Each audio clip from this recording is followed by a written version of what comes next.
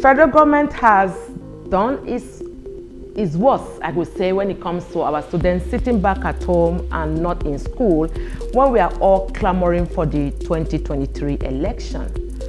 Is it something that is within our control as concerned citizens? I strongly believe so, but this information is for every parent out there, a guardian, a concerned Nigerian citizen who has a child in any of the Nigerian universities that is currently on strike. Recently, we have seen quite a number of young adults in our facility because of emotional issues of not doing anything. They are not in school, they are not, being educated, they are not doing anything active.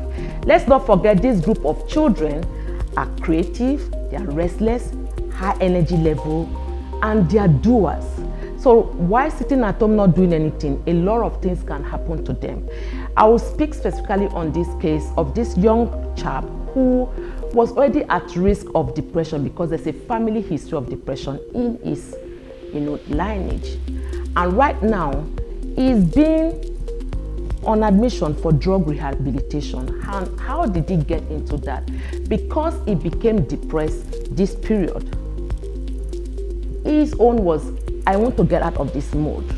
I'm sad, I'm unhappy, I need to be able to have what we call in Nigerian context, ginger to do a lot of things.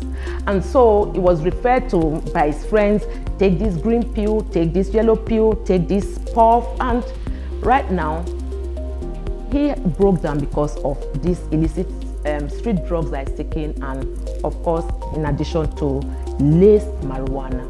So are you that parent that has a child sitting at home? Please do the needful. You may not be able to fight the federal government because of the strike, and which has just been increased for another additional 12 weeks. If you are working, get your child to go with you to work, if it's possible within your work environment, especially business owners, entrepreneurs. Get them to come do something in the office, that maybe working with the admin or something within the organization that will teach them work ethics. If you don't have that opportunity and you have a friend who has a business space where your child can go there as an intern or learning, learning skills while in that work environment, do so.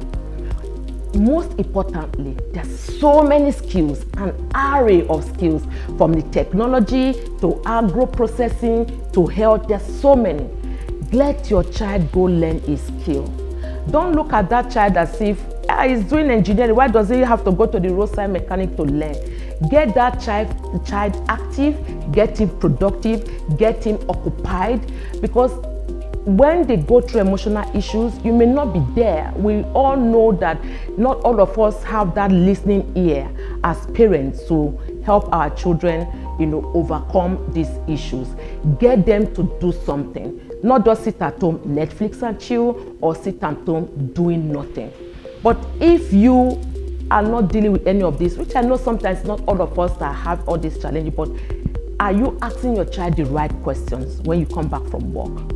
Are you listening to your child, not judgmentally, and not just to respond, but to understand what your child is going through?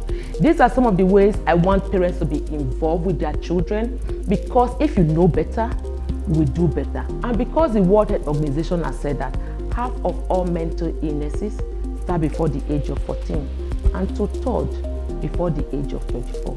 We need all hands on deck to make our children better. Why? Because it is healthier, cheaper to nurture a healthy child than to manage a damaged adult.